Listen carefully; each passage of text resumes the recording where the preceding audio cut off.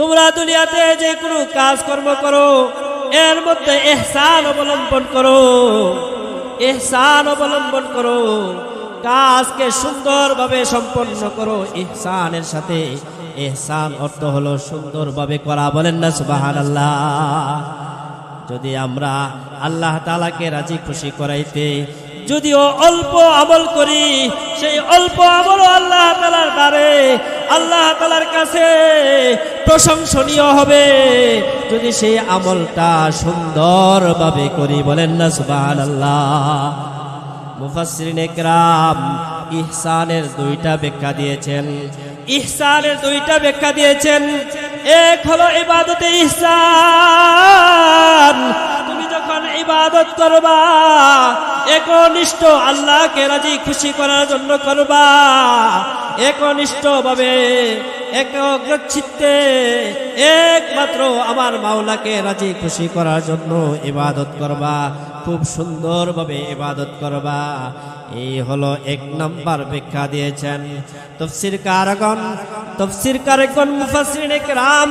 দ্বিতীয় ব্যাখ্যা দিয়েছেন যে ইহসানের ব্যাখ্যা হলো দুনিয়াতে যখন আমরা পারিবারিক জীবনে, সামাজিক জীবনে আমরা কাউকে কোনো কিছু উপহার দিতে চাই, ঠিক না বেঠিক? উপহার দেওয়ার সময় আমরা কি করি? নিজে যেটা পছন্দ করি সেটা অপর ভাইকে দেই না, ঠিক না বেঠিক?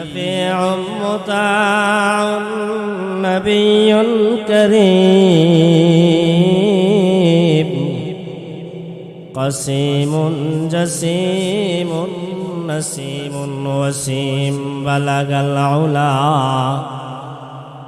বিকামালিহি কাশাফাত দুজা বিজামালিহি হাসানাতু জামিউ খিসালিহি সাল্লু আলাইহি ওয়া আলিহি বেজা দুরুদ ওর সালাম बरगज़ीदा नबी पर अपने मुदम बलगल उला बिकमालिही कशफत दुजा बिजमालिही हसनत जमीउ खिसालिही सल्लु अलैहि व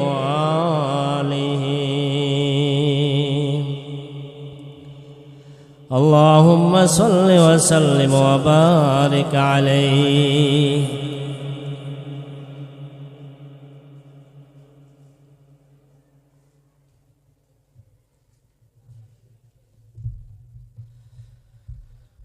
আলহামদুলিল্লাহ, আল্লাহ পাক রব্বুল আলামিনের দরবারে অসংখ্য শুকরিয়া জ্ঞাপন করছি যে মহান রব্বুল আলামিন আমাদেরকে আল্লাহ তাআলার মহান এক মহতি জলসায় আমাদের সকলকে ধনাশী আমেনা খাতুন ইসলামিয়া হাফিজিয়া মাদ্রাসা এর হাফেজ ছাত্রদের পাগড়ি প্রদান উপলক্ষে এই মহতি জলসার মধ্যে আমাদের সকলকে দ্বীনের কিছু কথাবার্তা, কোরআন ও হাদিসের কিছু আলোচনা বলা এবং শোনার তৌফিক দান করেছেন। সেই জন্য আমরা সকলেই আল্লাহ তাআলার দরবারে কালিমাতুশ শুকর আদায় করি, আলহামদুলিল্লাহ। সবাই একটু জোরে বলেন আলহামদুলিল্লাহ।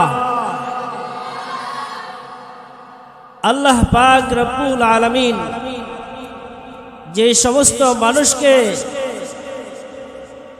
ভালো কাজ করার তৌফিক দান করেন সেই ভালো কাজ করতে পারে।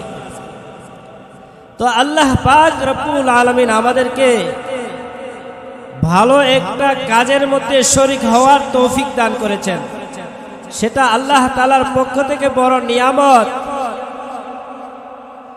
এবং আল্লামা আত্তার রহমতুল্লাহি আলাই দুইটা লোককে সম্বোধন করে বলতেছেন, একজন হইল উৎকৃষ্ট আর একজন হইল শক্তিশালী। বলেন না সুবহানাল্লাহ। আকলে আবাসাদ কে শাকির বুয়াদ, অঙ্গে বর নফসে খুদ কাদের বুয়াদ। আল্লামা আত্তার রহমতুল্লাহি আলাইহি বলেন, যে ব্যক্তি দুনিয়ার বুকে সবচেয়ে উৎকৃষ্ট ব্যক্তি হতে চায়, সবচেয়ে উত্তম ব্যক্তি হতে চায়, ওই ব্যক্তিকে বলা হয়েছে যে আল্লাহ তাআলার নিয়ামত পাওয়ার সাথে সাথে শুকরিয়া আদায় করে শুকুর গুজার বান্দা হিসাবে আল্লাহ তাআলার কাছে পরিচয় দেয়। ওই বান্দাটাকে আত্মার রহমতুল্লাহি আলাইহি তার কিতাবে লিখেছেন, ওই বান্দাটা হইল সবচেয়ে উৎকৃষ্ট। কারণ সে যখন কোনো নিয়ামতের মধ্যে ডুবে যায়, তখন সে আল্লাহ তাআলার নিয়ামতের শুকর আদায় করে। ওই ব্যক্তি হলো সবচেয়ে উৎকৃষ্ট, সবচেয়ে উত্তম ব্যক্তি। বলেন না সুবহানাল্লাহ। শক্তিশালী কোন ব্যক্তিকে বলেছেন? শক্তিশালী ওই ব্যক্তিকে বলা হয়েছে যে ব্যক্তি তার নফসের সঙ্গে জিহাদ করতে পেরেছে, নফসের সঙ্গে মুজাহাদা করতে পেরেছে। এত বড় শীতের রাত্রির মধ্যে সে ইচ্ছা করলে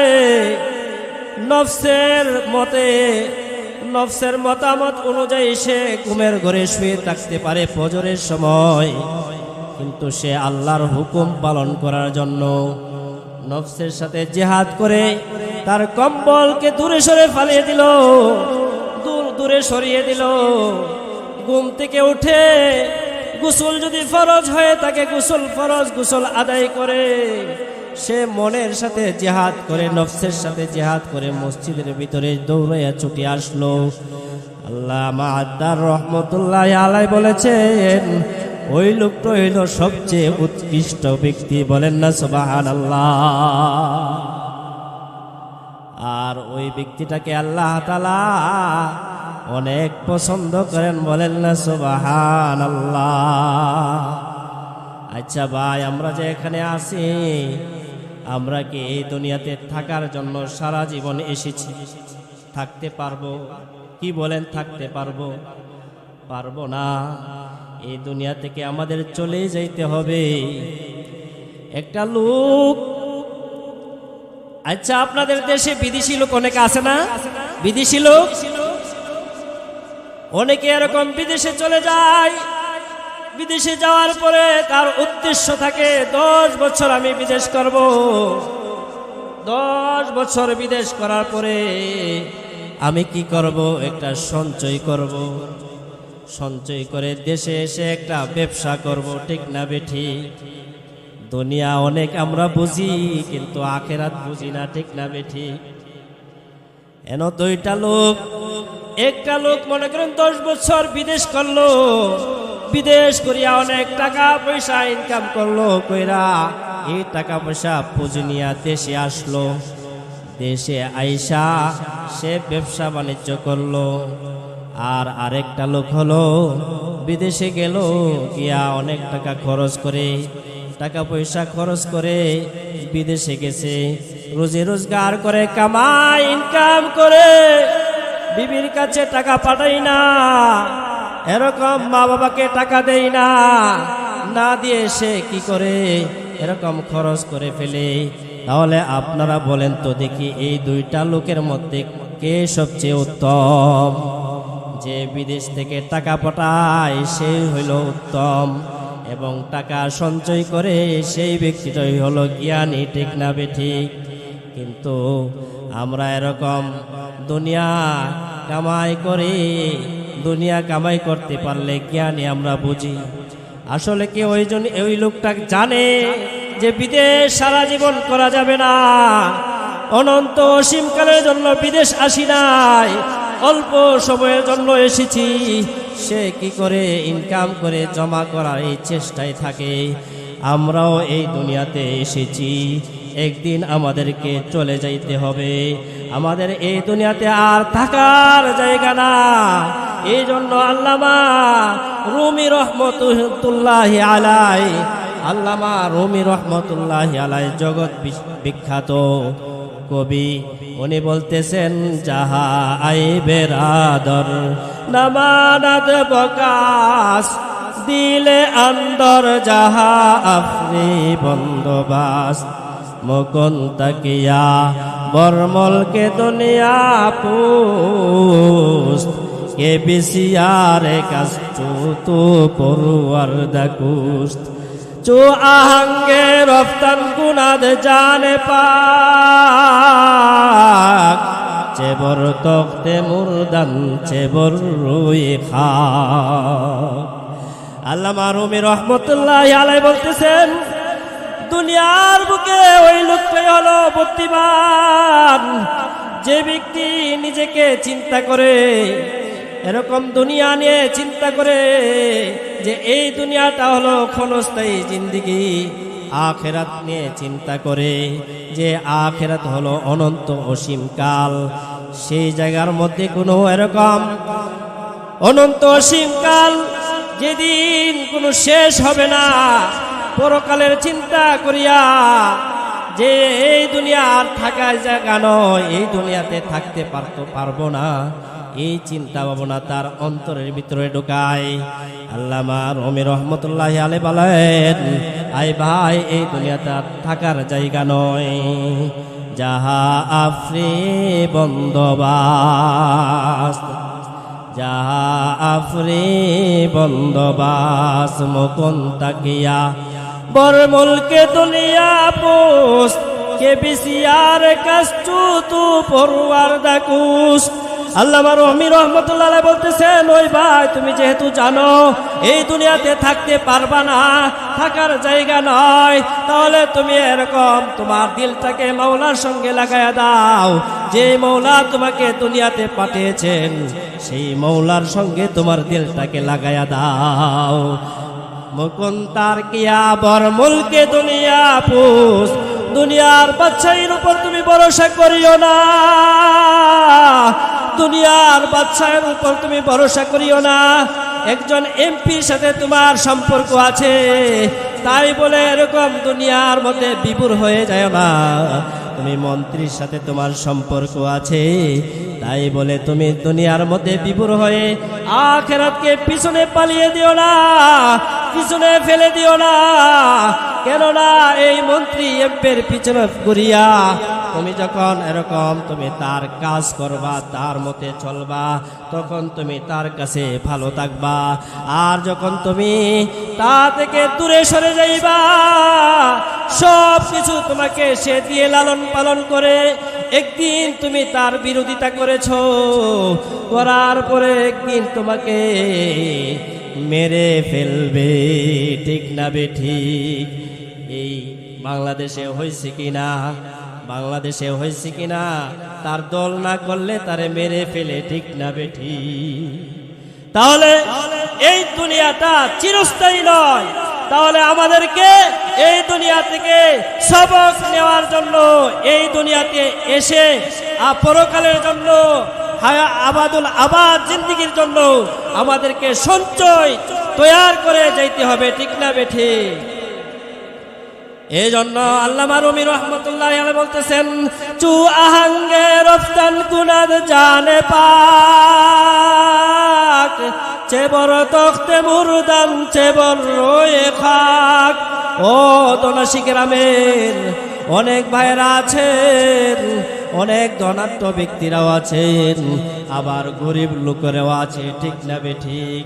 কিন্তু আপনি ধনী হইলে কি হবে? আপনি মালের যাকাত দিচ্ছেন না, আপনি এরকম মালকে সঠিকভাবে ব্যয় করছেন না, সঠিকভাবে আল্লাহ তাআলাকে ডাকছেন না, আল্লাহ তাআলাকে স্মরণ করছেন না। মনে রাখবেন আপনার চেয়ে একটা লোক পাড়াছিরা কাপড় পরিধান করে, যার শরীরে ভালো একটা কাপড় নাই, যার শরীরে ভালো একটা পাঞ্জাবি নাই, তার চেহারা সুরত কালো আর তার শরীরে পাড়াছিরা কাপড়। কিন্তু মনে রাখবেন, আপনি ধনী হওয়ার কারণে আল্লাহর কাছে দামি হইতে পারেন নাই। ওই যে ফারাসিরা কাপড় পরনেওয়ালা, পরিধান করনেওয়ালা, ফারাসিরা কাপড় পরিধান করনেওয়ালা ব্যক্তি আল্লাহর কাছে দামি, বলেন না সুবহানাল্লাহ। কেননা সে আল্লাহর হুকুম মান্য করে, আল্লাহকে ভয় করে, বলেন না সুবহানাল্লাহ। তো আহাঙ্গে রফতান কোনাদ জানে পাক, চেবর তখতে মুরদান চেবর রয়ে খাক।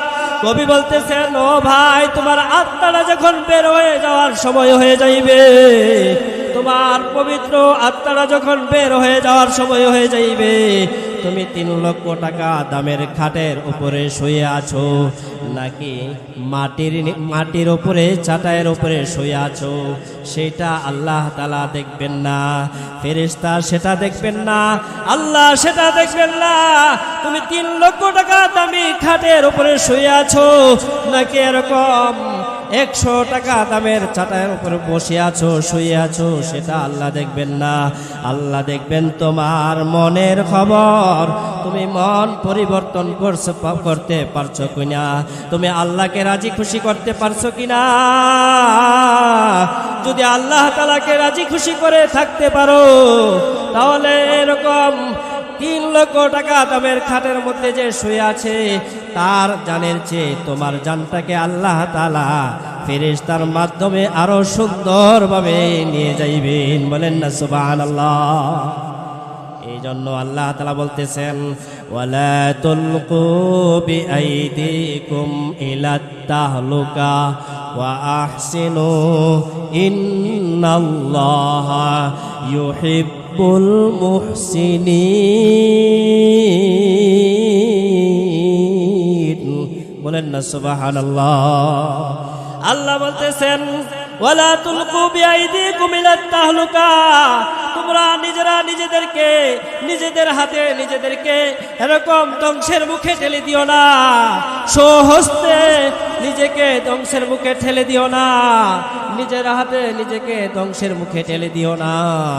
তাফসীরে কারক মুফাসসিরিনে কেরাম বলেন যে নিজেকে নিজের উপর ধ্বংস করে, নিজেকে নিজে কিভাবে ধ্বংস করে। সাহাবায়ে কেরামের মধ্যে এক সাহাবী হযরত আযিব রাদিয়াল্লাহু তাআলা আনহু বলেন, নিজেকে নিজে ধ্বংসের মুখে ঠেলে দেয়া হলো।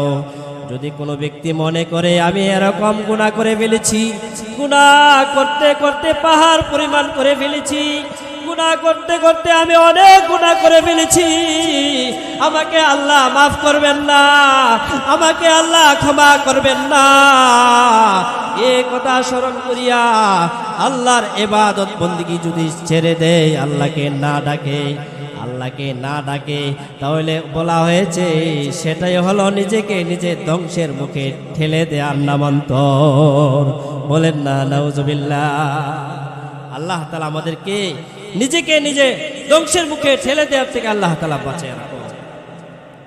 এরপরের অংশে আয়াতের মধ্যে আল্লাহ তাআলা বলতেছেন, ওয়া আহসিনু ইন্নাল্লাহা ইউহিব্বুল মুহসিনিন, তোমরা দুনিয়াতে যে কোনো কাজ কর্ম করো, এর মধ্যে ইহসান অবলম্বন করো, ইহসান অবলম্বন করো, কাজকে সুন্দরভাবে সম্পন্ন করো। ইহসানের সাথে ইহসান অর্থ হলো সুন্দরভাবে করা, বলেন না সুবহানাল্লাহ।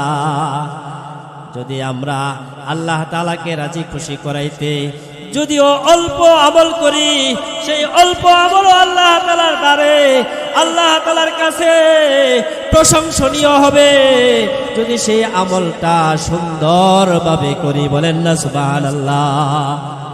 মুফাসসিরিনে কেরাম ইহসানের 2টা ব্যাখ্যা দিয়েছেন, ইহসানের 2টা ব্যাখ্যা দিয়েছেন। এক হলো ইবাদতে ইহসান, তুমি যখন ইবাদত করবা, একনিষ্ঠ আল্লাহকে রাজি খুশি করার জন্য করবা, একনিষ্ঠভাবে একগ্রচিত্তে একমাত্র আমার মাওলাকে রাজি খুশি করার জন্য ইবাদত করবা, খুব সুন্দরভাবে ইবাদত করবা। এই হলো এক নম্বর ব্যাখ্যা দিয়েছেন তফসিরকারগণ মুফাসসিরিনে কেরাম। দ্বিতীয় ব্যাখ্যা দিয়েছেন যে ইহসানের ব্যাখ্যা হলো দুনিয়াতে যখন আমরা পারিবারিক জীবনে, সামাজিক জীবনে আমরা কাউকে কোনো কিছু উপহার দিতে চাই, ঠিক না বেঠিক? উপহার দেওয়ার সময় আমরা কি করি? নিজে যেটা পছন্দ করি সেটা অপর ভাইকে দেই না, ঠিক না বেঠিক? আমি নিজে এরকম ভালো কাপড় চোপড় পরিধান করি, আমি নিজে যখন মার্কেটে যাব, যাওয়ার পরে আমার জন্য আমি একটা সুন্দর কাপড় কিনে আনবো, কিন্তু আমার বড় ভাইকে আমি একটা কাপড় দেব। সেই কাপড়টা আনার সময় আমি আনছি 500 টাকা দামের কাপড় ক্রয় করলাম, কিন্তু আমার ভাইয়ের জন্য আমি 150 টাকা দামের কাপড় ক্রয় করলাম, ঠিক না বেঠিক? বলা হয়েছে তুমি পারিবারিক জীবনে যখন ইহসান করবা, সামাজিক জীবনে যখন ইহসান করবা, সেটা হলো তোমার নিজের জন্য যেটা তুমি পছন্দ করবা, অপর ভাইয়ের জন্য তুমি সেটাই পছন্দ করবা। বলেন না সুবহানাল্লাহ?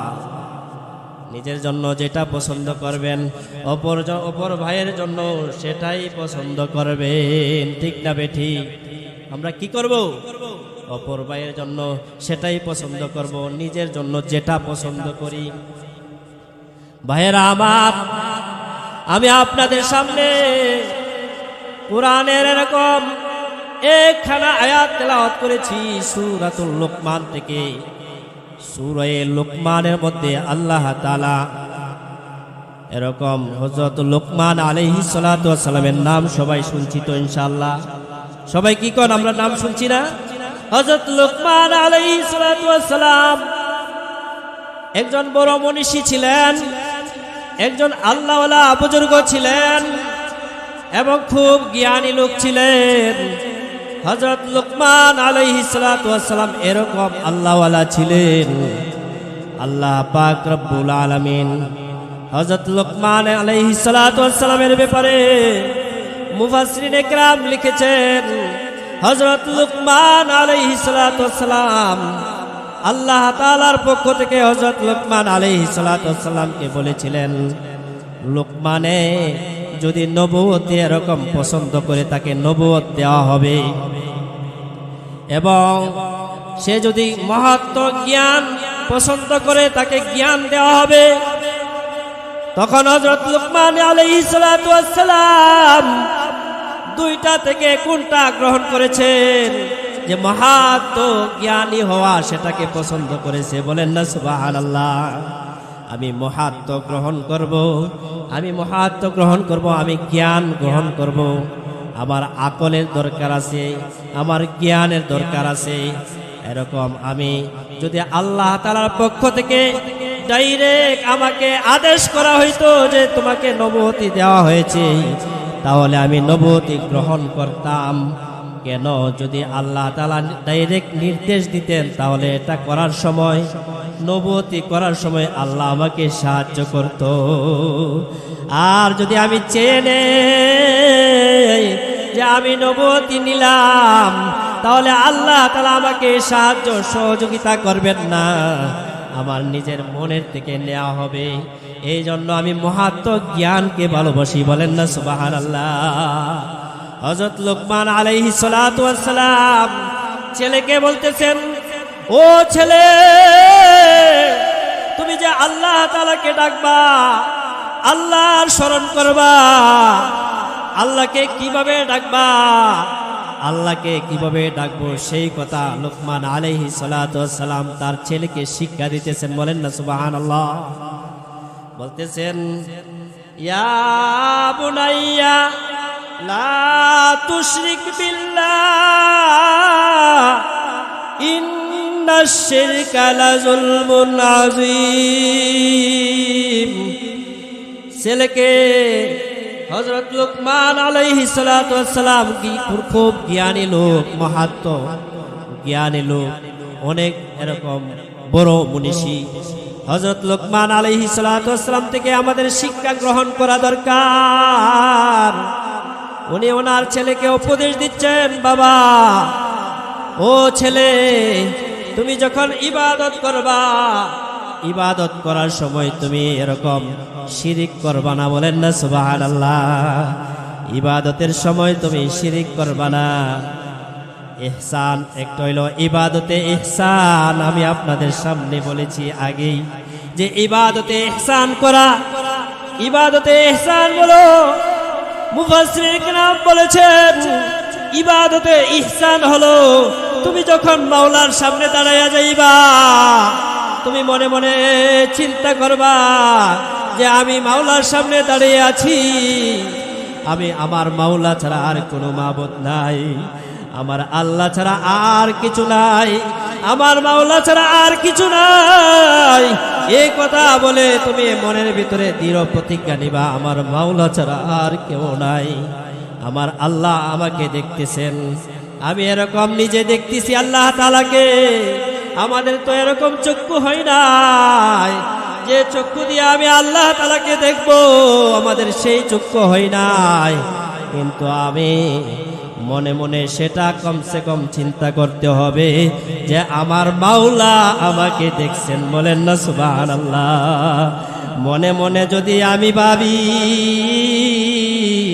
ওই যে সামনে মাজারটা আছে, এই মাজারের মধ্যে আমি একটা খাসি দিয়ে দেব, অথচ এই মাদ্রাসার মধ্যে কোরআন তেলাওয়াত করনেওয়ালা পাখিগুলি গোস্তের জন্য কষ্ট করছে, গরুর গোস্ত খাইতে পারে না ভালো করে, খাসির গোস্ত খাইতে পারে না ভালো করে, কিন্তু আপনি এরকম মনে মনে বা ধারণা করে ফেলেছেন ওই যে সামনে মাজার আছে, এই মাজারের মধ্যে আমি একটা খাসি মান্নত করলাম।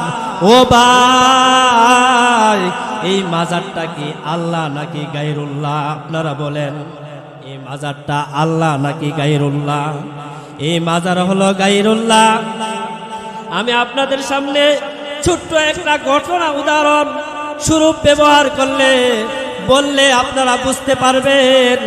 চিটাগাঙ্গের একজন আল্লাহওয়ালা বুজুর্গ ছিল, মাওলানা আব্দুল আলী সাহেব, আব্দুল আলী মুলি সাহেব।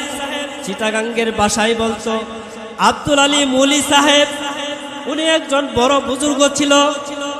এক ব্যক্তি একটা আখ ক্ষেত করেছে। বলেন না সুবহানাল্লাহ। আখ ক্ষেত চিনেন কিনা? আখ ক্ষেত, গেন্ডারি ক্ষেত, পুষ্যার ক্ষেত চিনেন কিনা? এই আখ ক্ষেত করেছে।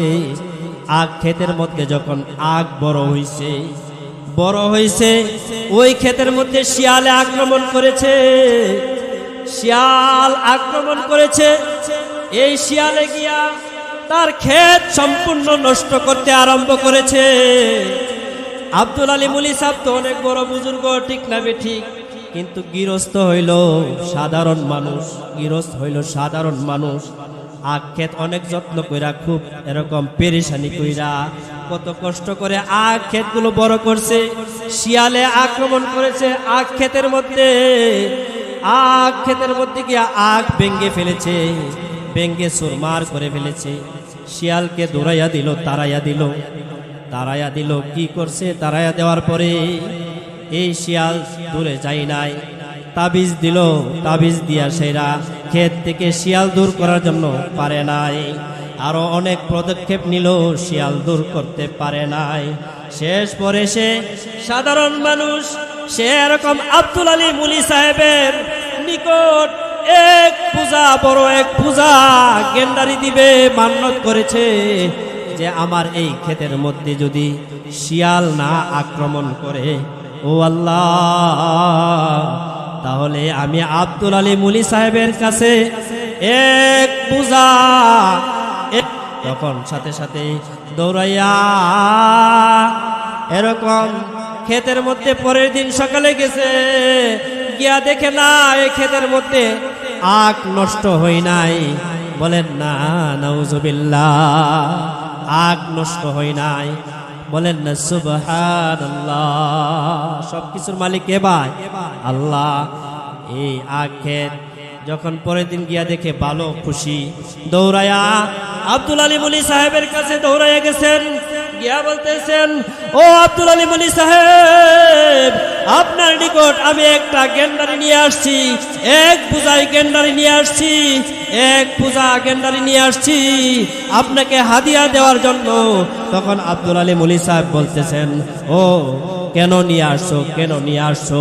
বলতেছেন, আব্দুল আলী মুলি সাহেব, আমি আপনার জন্য মান্যত করেছি, আপনার জন্য মান্যত করেছি যে আমার খেতে যদি শিয়াল নষ্ট না করে, তাহলে আব্দুল আলী মুলি সাহেবের কাছে এক বোঝাই গেন্ডারি নিয়ে যাইব, এক বোঝাই কুশার নিয়ে যাইব, কুশার নিয়ে আমি তাকে হাদিয়া দিব।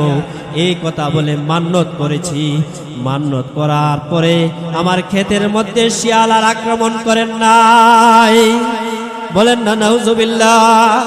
তখন আব্দুল আলী মুলি সাহেব রাগে রাগান্বিত হয়ে বলেছেন, ও বিয়াদব, আমি একজন সাধারণ পীর, আয় তুই তো মান্যত করলে আল্লাহর নামে, তুই তো আল্লাহর নামে মান্যত করলে, তুই তো আল্লাহর সঙ্গে শিরিক করে ফেলেছিস, ও ইবাদতের মধ্যে শিরিক করে ফেলেছিস, তুই তো ইবাদতের মধ্যে শিরিক করেছস। এই জন্য শুন, আব্দুল আলী মৌলভী সাহেবের জন্য গেন্ডারি মান্যত করার কারণে তোর ক্ষেতের মধ্যে এই গজব নাজিল হয়েছে। তুই যদি আল্লাহর নামে মান্যত করতে, তাহলে এই ক্ষেত শিয়ালে কিছু না কিছু খায়া নষ্ট করত।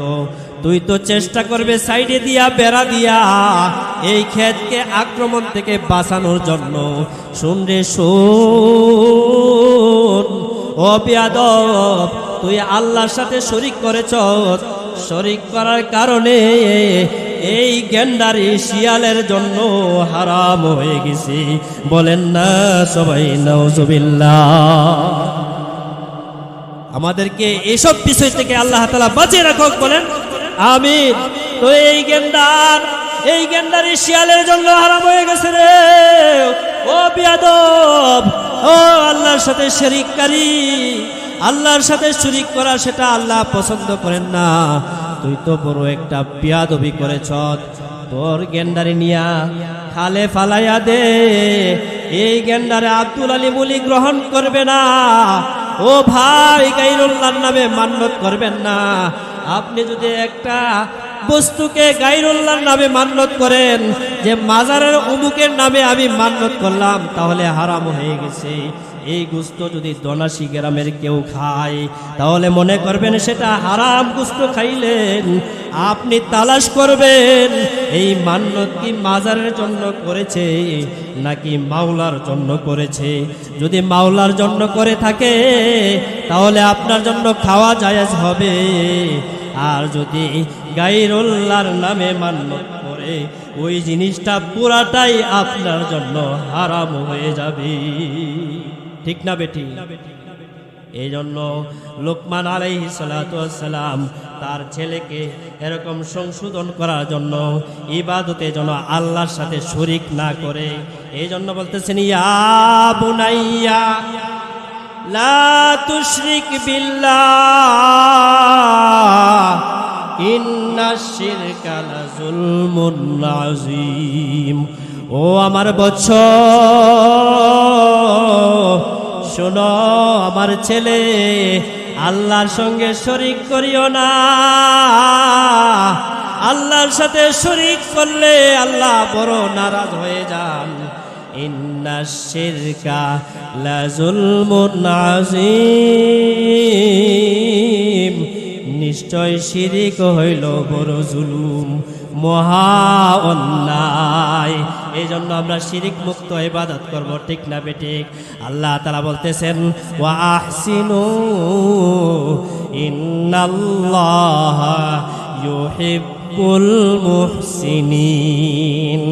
ও আমার বান্দারা, তোমরা ইহসান করো, প্রত্যেকটা কাজে ইহসান করো। তুমি তোমার এরকম ভালো খাবার খাচ্ছ, প্রতিবেশী তোমার আছে তার সাথে ইহসান করো, ইবাদতে ইহসান করো। ইবাদতে আল্লাহর সঙ্গে কাউকে শরীক করিও না। আল্লাহর সাথে শরীক করলে তোমার আল্লাহ তোমার ইবাদত গ্রহণ করবে না। এই জন্য শিরিক মুক্ত ইবাদত করার জন্য লোকমান আলাইহিস সালাতু ওয়াস সালাম তার ছেলেকে নসিহত করেছেন। বলেন না সুবহানাল্লাহ। এই নসিহত শুধু ছেলের জন্য না, আমাদেরও জন্য। তারপরে দ্বিতীয় নসিহত করেছেন, অনেকটি নসিহত করেছেন। এর মধ্যে আমি আপনাদের সামনে কয়েকটা নসিহত উপদেশ আমি আপনাদের সামনে পেশ করতেছি। দ্বিতীয় নাম্বার নসিহত, ছেলেকে বলতেছেন, ইয়া বুনাইয়া আকিমিস সালাতা ওয়া'মুর বিল মা'রুফ ওয়ানহা আনিল মুনকার ওয়াসবির আলা মা আসাবাক ইন্না যালিকা মিন আজমিল উমুর। দ্বিতীয় নসিহত লোকমান আলাইহিস সালাতু ওয়াস সালাম তার ছেলেকে নসিহত করছেন, ও আমার বৎস, ও আমার ছেলে, শুনো, তুমি নামাজকে প্রতিষ্ঠা করো। নামাজকে এরকম ভাবে তুমি নামাজকে প্রতিষ্ঠা করো। একনিষ্ঠভাবে দৃঢ় স্থিরভাবে তুমি নামাজ পড়বা। নামাজ পড়ার সময় তুমি ওযুকে সুন্দর করে করবা। নামাজের প্রত্যেকটা রুকনকে সহি শুদ্ধভাবে পড়বা। নামাজের মধ্যে তাড়াহুড়া করবা না, নামাজের মধ্যে পেরেশানি হইবা না। সুন্দরভাবে সহি সালামতে নামাজকে সম্পন্ন করবা। মনে করবা এই দুনিয়াতে আমি আজকেই শেষ নামাজ পড়ছি, আমার এরকম এর পরের নামাজ আর পড়তে পারবো না, এটাই আমার শেষ নামাজ। এই জন্য নামাজকে সুন্দর করে সম্পন্ন করবা। এই জন্য লোকমান আলাইহিস সালাতু ওয়াস সালাম তার ছেলেকে বলেছেন, ও ছেলে, তুমি নামাজ প্রতিষ্ঠা করবা। নামাজ এরকম তুমি যেইভাবে মনে চায় সেইভাবে না, সুন্দর সহি সালামতে নামাজ আদায় করবা। লোকমান আলাইহিস সালাতু ওয়াস সালাম তার ছেলেকে এরকম এই আয়াতের মধ্যেই বলেছেন, তুমি নামাজকে শুদ্ধভাবে এরকম পরিচালনা করবা। এরপরে আল্লাহ তাআলা এই আয়াতের মধ্যে বলতেছেন, ওয়া'মুর বিল মা'রুফি ওয়ানহা আনিল মুনকার। লোকমান আলাইহিস সালাতু ওয়াস সালামের ছেলেকে বলতেছেন, ছেলে শুনো, তুমি সৎ কাজের আদেশ করবা, অসৎ কাজের নিষেধ করবা। তোমার সামনে যদি অসৎ কাজ হয়, ইসলাম বিরোধী কোনো কাজ হয়, কার্যকলাপ হয়, সেই কাজের মধ্যে তুমি এরকম বাধা প্রদান করবা। লোকমান আলাইহিস সালাতু ওয়াস সালাম বলেছেন, তোমার সামনে যদি ইসলাম বিরোধী কোনো কথা বলেন, ও ভাই, এই জমানার মধ্যে, ও ভাই, অনেক এরকম আল্লাহওয়ালা বুজুর্গরা আছেন, তারা বলতেছেন সৎ কাজের আদেশ এবং অসৎ কাজের নিষেধ যারা করবে তাদেরকে আল্লাহ তাআলা বলেছেন তারা হলো নবুয়তি, এরকম নবুয়তের যে কাজ জিম্মাদারি দিয়েছেন, এই কাজ আদায় করলেও তারা যেন নবীর পরে নবীর ওয়ারিস হিসাবে নবুয়তের কাজ পরিচালনা করলো। বলেন না সুবহানাল্লাহ। এই জন্য ভাইয়েরা আমার, সৎ কাজের আদেশ অসৎ কাজের নিষেধ করব তো সমাজের মধ্যে শিরিক বেদাত কুফর এগুলো আমরা বারণ করব তো ইনশাআল্লাহ। সমাজের মধ্যে শিরিক বেদাত এবং যেই সমস্ত ইবাদতের মধ্যে শিরিক হচ্ছে সেই সমস্ত ইবাদতের মধ্যে শিরিক থেকে মুক্ত করার জন্য আমরা প্রচেষ্টা করব তো ইনশাআল্লাহ। এটার নাম সৎ কাজের আদেশ এবং অসৎ কাজের নিষেধ। আল্লাহ তাআলা আমাদের সকলকে আমল করার তৌফিক দান করুন। ওয়া আখির দাওয়ানা আনিল হামদুলিল্লাহি রাব্বিল আলামিন।